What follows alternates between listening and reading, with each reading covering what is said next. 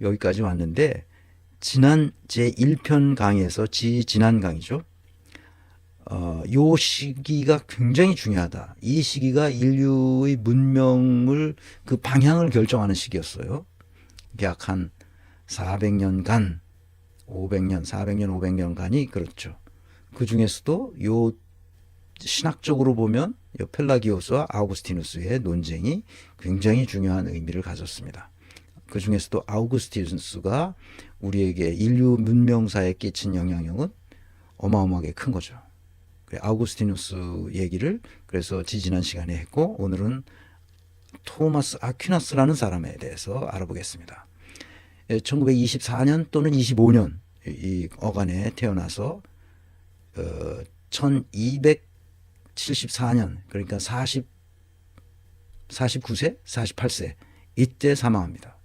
1224년에서 1274년이니까 50세가 안 넘었어요. 생일로 보면. 그리고 어떤 기록에 의하면 1225년에 태어난 것으로 나오기도 합니다. 그래서 1224년 또는 5년. 그래서 1274년. 이 연대가 왜 이렇게 중요하냐면 이때가 중세의 가장 전성기였어요. 그 전성기가 어떻게 나왔는지도 뒤에서 살펴보겠습니다. 여기까지 이제 인트로덕션이고, 이제 토마스 아퀴나스의 신학적 주장이 어떤 것인지를 살펴보겠습니다. 다시 정리하자면 아우구스티누스는 온전히 신의 은총, 신의 계시, 신의 섭리에 의해서만 이 세상을 해석할 수 있고 이 세상을 이해할 수 있다는 거예요. 인간은 자유의지 자체가 없다. 자유의지란 그렇게 하는 것, 그것 자체가 죄다. 이렇게 생각하는 사람이죠. 그런데 한 800년 지나서 아우구스티누스가 죽고 800년 정도가 지나서 그 토마스 아퀴나스라는 아주 위대한 한 학자가 나타납니다. 당시 중세를 암흑시대라고 했는데, 그래서 아우구스티누스의 철학이, 신학이 그 중세를 지배하게 된 거죠. 그래서 모든 것을 신의 뜻으로, 신의 섭리로, 신의 은총만으로, 신의 계시를 통해서만 인간은 뭔가를 알 수 있다고 생각하는 아주 오늘날의 이성으로는 말도 안 되는 그 세계 속에서 살았어요. 그래서 많은 사람들이 암흑의 시대, Dark Age라고 중세를 역사학자들이 일반적으로 말하는데 반드시 그렇진 않다 이러는 사람들도 있어요. 하위징하 같은 역사학자는 중세의 가을이라는 책에서 보면 그 나름대로 거기에서도 사람이 살고 있기 때문에 문명과 문화 또는 그 사람들의 관습에 따라서 인간적인 삶을 꾸려가는 그 아름다운 모습들이 나타납니다. 그때 이 시대예요.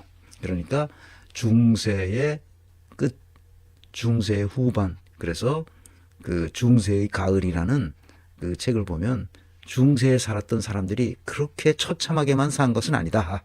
그런 얘기도 나옵니다. 그것도 그 한편의 역사학자로서 써낸 것은 그 아름다운 그 중세 시대의 그 모습들을 감상할 수 있습니다. 어쨌든 토마스 아퀴나스라는 사람을 이해하기 위해서는 그의 신학적 주장이 무엇인지를 아는 게 제일 중요하죠. 제가 70년대, 80년대에 그것을 좀 보려고 했는데, 그때는 이런 한국인들이 토마스 아퀴나스를 전공해가지고 그것에 책을 써내는 사람들이 없었어요. 이런 걸 보고 싶어도. 토마스 아퀴나스라는 건 알고 있었죠. 이 사람이 중요한 인물이라는 건. 그런데 이명건 선생이 이 책을 이렇게 써냈어요. 2013년에 나와서 이걸 쭉 읽고 굉장히 도움이 됐어요. 토마스 아퀴나스라는 사람에 대해서, 신학적 주장이 뭐라는 것에 대해서 조금 이해를 하게 됐죠. 그 다음에 또 그 다음 해에 나온 이 토마스 아퀴나스의 신학대전 읽기. 토마스 아퀴나스라는 사람은 뒤에서 보겠지만 이 신학대전이라는 이 글을 쓰면서 어마어마한 분량인데 결국 일찍 사망하는 바람에 완성하지 못한 채 가톨릭 세계에서는 이만한 그 문헌이 없는 거죠. 엄청난 문헌입니다. 토마스 아퀴나스의 신약 대전 읽기, 양명수 교수가 이걸 써서 저한테도 크게 도움이 됐습니다. 여러분 혹시 필요하면 그 서양 문명을 이해하는데 꼭 필요한 사람들이 있어요. 이 사람을 이해해야만 서양 문명을 이해할 수 있습니다. 신학대전 이 책을 전체를 다 읽는 건 나한테 불가능하고 이렇게 2차로 써내신 이것을 전공하신 분들이거든. 토마스 아퀴나스 전공하신 분들이 많은데 여러분들이 썼는데 이 책을 읽고 제가 도움이 돼서 여러분한테 소개 말씀드리는 겁니다. 이 책에서 양명수 교수가 쓴 걸 보면 알문, 지식이지 우리가 이해하고 뭘 아는 거죠. 알문, 어떤 사물의 형상과 본질을 아는 것이다. 다시 말해 개체에 몰입되는 감각을 넘어서 그 개체의 바탕이 되는 보편적 성질을 알았을 때 파악이라고 하는 인식이 성립된다. 진료를 가진 사물의 형상을 아는 것이 파악이고 그 과학은 사물의 상에서 출발한다. 그 상을 만드는 작업이 상상력이다. 이런 인식론은 아리스토텔레스와 아우구스티누스를 거쳐 아퀴나스에까지, 토마스 아퀴나스에까지 이르고 이어서 칸트의 순수 이성 비판에까지 전해지는 서양의 대표적인 인식론이다. 형상과 진료. 근데 이게 다 여기 지금 리모컨이 있잖아요. 제가 이게 파워포인트 넘기느라고 쓰는 이거 다 진료가 있어요. 이거 파워포인트죠. 여기 물질이 있으니까 매터가 있는 거죠. 매터. 그런데 이것은 왜 이렇게 생겨먹었냐면 이것이 형상이 있기 때문에 그런 거예요. 매터에는 반드시 그것에 상응하는 형상이 있기 마련이란 말이죠. 그러니까 폼과 매터가 같이 동전의 양면처럼 붙잡혀 있다는 거지. 그래서 이거 쭉 읽어보면 이렇게 어렵게 써 있는 책들을 읽을 때 가장 중요한 것은 정신이 혼미해져요. 이거 읽다 보면 정신이 이게 무슨 말이야?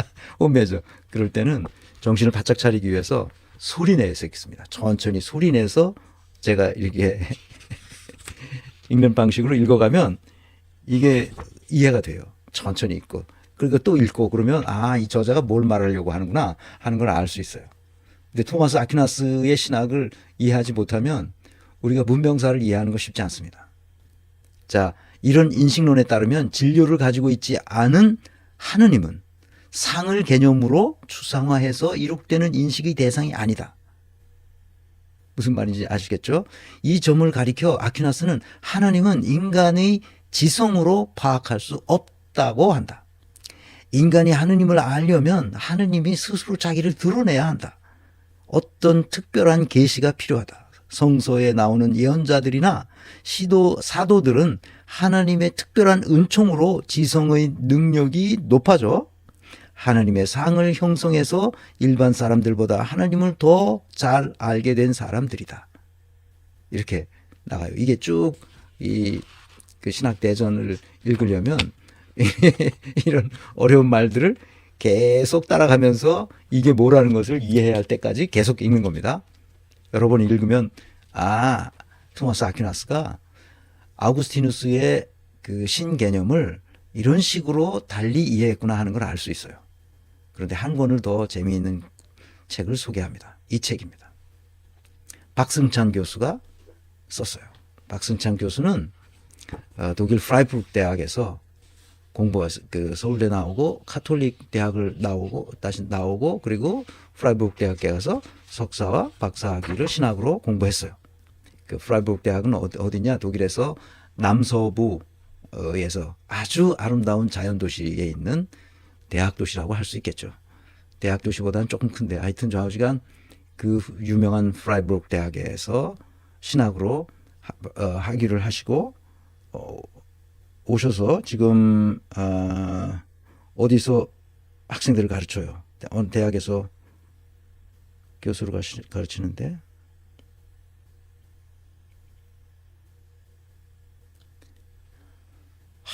조그만 글씨는 보이질 않아가지고 찾질 못했어. 근데 이 책은 다른 거는 몰라도 이 책은 토마스 아퀴나스를 조금이라도 관심을 가지고 계신 분들은 아퀴나스의 일생을 따라서 그 자리를 찾아가면서 아퀴나스를 소개하고 있습니다. 여기 보면 이제 나폴리 대학 얘기가 나와요. 그 나폴리 대학을 직접 갑니다. 이 박승찬 교수가. 그래서 아리스토텔레스를 재발견하는 그 과정을 여기서 쭉 설명합니다. 고대의 신학자 아우구스티누스는 플라톤의 철학의 영향을 받아가지고 그 관점에서 이데아의 세계, 맞으면 신국이죠.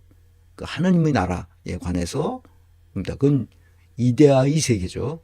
그 다음에 그 이데아의 세계의 모조품으로서의 현실 지상의 세계가 있는 것이죠. 그것은 플라톤 철학이 이원론 철학이기 때문에 그렇습니다. 그런데 아리스토텔레스는 플라톤의 제자이긴 하지만 자기 스승의 이원론을 거부합니다. 이론론이죠.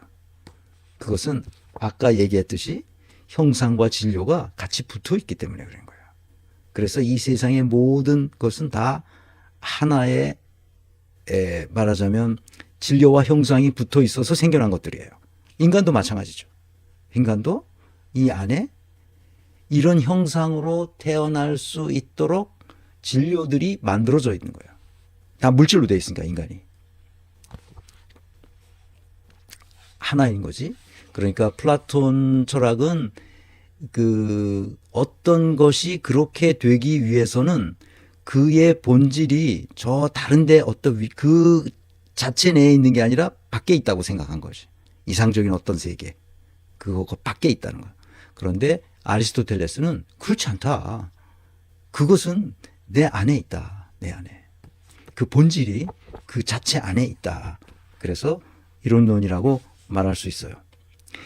이제 토마스 아퀴나스 1224년, 25년 이때 태어났다 했잖아요. 그때가 이제 중세의 아주 전성기였고 스콜라 철학이 막 이제 부음을 일으키는 시대였단 말이에요. 스콜라라는 것은 오늘날로 말하면 그게 스쿨이 됐어요. 라틴어의 스콜라라는 말이 오늘날 스쿨이 됐어요. 학교가 막 세워졌단 말이에요. 7세기, 8세기, 9세기, 10세기 뭐 이럴 때 그 교회의 수도원이나 성당의 부속 건물로 학교들이 쭉 서서 그 신학을 가르쳤단 말이에요. 학생들에게. 그러다가 이제 이 13세기가 되어서 1200년대가 들어와서 이제 교황권보다는 황제의 권한이 점점 더 파워풀해지는 그런 시기가 됐어요. 이때는 1200년대, 1300년대 돼서. 그러니까 스콜라 철학은 전부 교황의 권위를 가르치고 교황 중심으로 학교가 운영되는 거예요. 교황이 설립한 거죠. 교황청이 설립한 학교예요. 그러니까 아우구스티누스의 신학을 가르쳤죠. 신의 은총, 신의 섭리, 신의 계시만이 이 세계를 지배할 수 있도록 가르쳤단 말이죠. 그런데 교황권이 점점 이렇게 힘을 잃고 황제가 그 시대는 그 신성 로마 제국 시대란 말이에요. 신성 로마 제국의 황제가 이제 힘을 가지고 있을 때니까 자기가 교황보다도 더 힘을 기르기 위해서는 자기가 대학을 세워야 되는 거예요. 그래서 스콜라가 쓰기 시작합니다. 그 중에 제일 먼저 세운 대학이 나폴리 대학이에요. 그래서 그 토마스 아퀴나스는 나폴리 대학으로 들어갑니다. 그 신설 대학인 거죠. 신설 스콜라예요. 그래서 이 박승찬 교수는 이 아리스토텔레스를 못 가르쳤어요. 그래서 왜냐하면 아리스토텔레스는 이 얘기를 하면 또 시간이 1시간 이상 훌쩍 지나갈 텐데 아리스토텔레스는 서방 세계에 그러니까 서로마가 멸망하고 이 서방 세계에 가르쳐지지 않았어요. 왜? 아리스토텔레스 문헌이 없었거든. 그런데 아리스토텔레스 문헌이 13세기에 들어서 이슬람 세계를 통해서 아리스토텔레스의 문헌이 전파됩니다. 그러니까 아리스토텔레스의 철학이 뭐냐면 그 이론론을 가르치는 거잖아요. 그러니까 이슬람 사람들이 이 이베리아 반도를 침공해가지고 그 스페인 지역을 약 한 700년, 800년 이상 거길 지배합니다. 그리고 나중에 이제 그 소위 말하는 기독교 세력이 이슬람 세력을 몰아내기 위한 이제 전쟁이 벌어지잖아요. 그래서 점점 기독교 세력이 그 이슬람 세력을 뭐 이베리아 반도에서 몰아내기까지 그것을 뭐 레콘키스타인가 뭐 이렇게 말하잖아요. 레콘키스타. 그러니까 재점령하는 거죠. 다 몰아내고 이슬람 세력을 몰아내고. 그래서 아람브라 궁전은 이슬람 세력이 세운 궁전인데 가보면은 진짜 엄청나죠. 그 문명이 이슬람 세계가 훨씬 더 발전했던 거예요. 암흑시대에 했던 중세 기독교 세력보다 문명이 발전했던 거죠. 거리도 깨끗하고 뭐 그런 얘기 뒤에 또 나옵니다. 그래서 이 토마스 아퀴나스라는 이름은 어디서 나온 거냐면 토마스인데 아퀴노 지방에서 그 귀족 백작 가문의 마지막 아들로 태어났나 그랬을 거예요. 이 책에 보면. 그래 마지막 아들로 태어나서 아주 명민하니까 이제 대학을 보내야 되겠다. 그래서 15살에 대학을 보내. 옛날에는 그 스콜라가 다 우리 지금으로 말하면 학교인데 그 대학이라고 말하죠. 그래서 그 대학에 가서 그 아리스토텔레스 철학을 접하게 됩니다. 왜냐하면 이건 교황청이 세운 스콜라가 아니고 대학이 아니고 그 뭡니까? 황제가 세운 거죠. 신성 로마 제국의 황제가 그 교황권에 대항해서 좋은 인재들을 길러내야 되겠다고 해서 나폴리에다 특별히 처음으로 세운 나폴리 대학에 들어가게 됩니다. 그래서 그 이야기를 이 박승찬 교수가 자기가 이 토마스 아퀴나스 전공자란 말이야. 그러니까 아퀴나스 전공자로서 아퀴나스가 가는 데마다 다 그걸 따라가서 그 책을 쓴 거예요. 그래서 파리에 가서 파리 대학에 가서 또 교수를 하거든요. 아퀴나스가. 그리고 그 파리 대학에서 이제 교황청에 불러서 리옹 공의회에 가다가 이제 사망하죠. 일찍 사망하는 바람에 자기가 그 쓴 거를 완성하지 못하고 줬죠. 그 나폴리 대학을 방문했던 이야기, 그 다음에 또 다른 데 방문했던 이야기, 그런 걸로 점철되어 있습니다. 굉장히 그 재밌게 읽었고요. 굉장히 잘 썼습니다. 그 박승찬 교수를 내가 아주 칭찬해 주고 싶어요.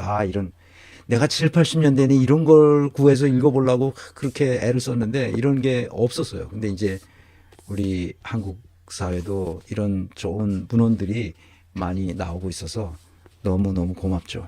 나 같은 사람 읽을 수도 없는데 아퀴나스를 이렇게 2차 문헌으로라도 볼 수 있게 해주신 이 이명건 교수, 양명수 교수, 박승찬 교수 이런 분들 정말 고맙죠. 박승찬 교수는 원래 사제가 되려고 가서 이제 독일 프라이부르크 대학에서 공부하시다가 아리따운 새학씨를 만난 거죠, 거기서. 그래서 이제 둘이 연애하게 됐고, 뭐 한국인이죠 당연히. 그래서 그 이대 나온, 그래서 현대 철학을 공부하는 아리따운 아가씨를 만나가지고 사제가 되려는 것을 포기하시고 두 분이 결혼하시고, 그래서 현대 철학을 공부하신 그 새학 씨는 무슨 그 철학 상담을 전공하신 모양이에요. 그래서 그 상담 대학교에 교수를 하고 있죠. 두 분이 잘 사시기를 간절히 기도합니다. 더 많은 좋은 책을 써주시면 저 같은 사람한테는 아주 정말 고맙죠. 이런 책을 이렇게 보고 있으면 서양 문명이 어떤 식으로 어떻게 됐다는 것을 아주 잘 알게 써놨어요. 이 책을 여러분에게 추천합니다. 그리고 또 한 가지는 김상봉 교수. 김상봉 교수는 뭐 우리 철학자로 마인츠 대학에서 김근수 신학자와 같이 공부하셨고 두 분이서 서로 잘 아는데 제주도로 전남대학에 계시다가 이제 제주도로 은퇴하고 가신 것 같습니다. 그 영성 없는 진보. 왜 우리가 이렇게 비참하게 그 부패 속에서 살아가는가? 그것은 영성이 없기 때문이라는 것을 강조하신 책인데 아주 도움이 됐습니다. 내가 오늘 말씀드릴 얘기는 아퀴나스 신학이 어디서 왔느냐? 이 아리스토텔레스의 신학에서 왔다는 거예요. 아리스토텔레스는 서양 철학사를 쭉 읽다 보면 반드시 아우구스티누스 아니면 토마스 아퀴나스 얘기가 나오는데, 내가 이 얘기를 안 했나? 왜 아퀴나스냐면 아퀴노 지방에서 온 토마스예요. 아퀴나스가 성이 아닙니다. 토마스인데 토마스가 좀 많아? 그러니까 그 유명한 사람이 바로 아퀴노에서 온 토마스다. 그래서 토마스 아퀴나스라고. 아퀴나스가 성처럼 됐어요. 성은 아니지만. 그래서 다 아퀴나스 또는 토마스. 그래서 토마스주의자들을 토미즘이라고 하고 토미스트라고 그럽니다. 어쨌든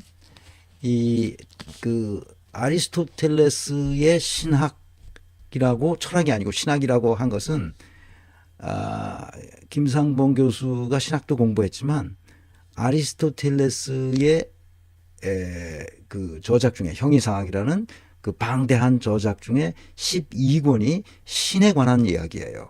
그래서 그 12권째 책을 주석한 거예요. 이 책이.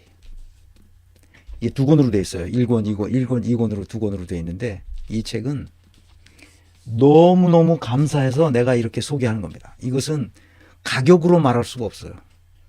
이것을 돈으로 계산할 수가 없습니다. 나 같은 사람이 어떻게 아리스토텔레스의 형이상학의 그 12번째 그 책을 이렇게 일일이 주석했어요. 일일이 그것을 번역해서 원문을 그대로 번역해 놓고 그것을 주석으로 해서 해설을 달았어요. 이 보통 얘기가 아닙니다.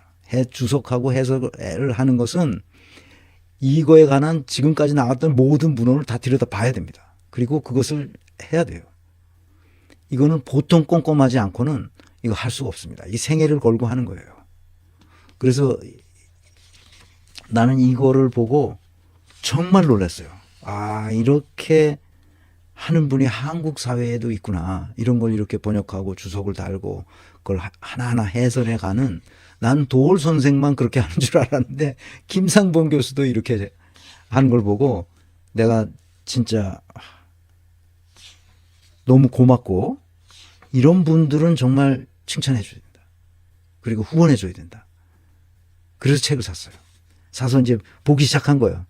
안 봤는데 형이상학 12권의 신학의 위상이 그러니까 신이란 개념이 무엇이다라는 것을 형이상학 제12권에서 말하고 있는데, 그것을 풀어내서 중세 철학의 토마스 아퀴나스가 그 영향을 받아서 완전히 아우구스티누스와 다른 신학을 주장했다는 거예요. 그 뿌리가 여기에 있다는 걸 알았는데, 금년에 2014년이 아니고 2025년입니다. 2025년. 제가 지금 잘못 쓴 거예요. 2025년에 길출판사에서 이거를 금년에 낸 거예요. 금년에. 깜짝 놀랐어요. 너무 고마워서. 내가 언제 시간 나는 대로 읽어볼 생각입니다. 그러면 아리스토텔레스의 철학이 중세에 와서 겨우 전파됐구나. 이슬람 사람들이 아리스토텔레스 철학에 의해서 그 문명을 발전시켜 왔는데, 아우구스티누스의 그 철학에 의해서 문명을 발전시켰던 기독교 세계는 오히려 낙후됐어요. 그래서 다크 에이지라고 말하는 거예요. 놀랍죠. 그러니까 어떤 철학에 근거해서 이 사회를 해석하고 설명하느냐에 의해서 문명이 발전하기도 하고 문명이 발전하지 않기도 한다는 거예요. 아리스토텔레스의 철학에 기반한 그 토마스 아퀴나스의 신학이 그 후에 과학혁명, 그 다음에 종교혁명, 산업혁명으로 이어지게 됐다는 거예요. 내가 그거를 말하려고 그런 거예요. 아리스토텔레스의 철학이 그토록 인류 문명에 주는 이 영향은 어마어마한 것이다. 내가 그것을 읽게 됐다는 것은 너무 기쁜 거예요. 그러니까 이해하셨기를 바랍니다. 내가 왜 흥분하는지.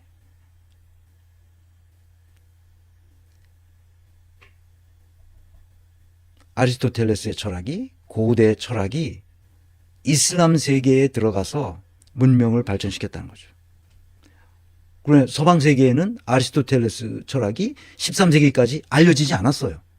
근데 이슬람 사람들이 그 이베리아 반도를 그 침입해서 그 세계를 다스렸단 말이에요. 지금 스페인이죠. 그런데 그 스페인 지역에 스페인 남부 지역을 차지하고 있던 그 궁전에 가본 그 알람브라 궁전을 가보신 분들은 알겠지만 어떻게 그렇게 2000년 전에 그런 궁전을 만들어놨냐고요. 그런 궁전에서 분수가 터졌어요. 산 중턱에 있습니다.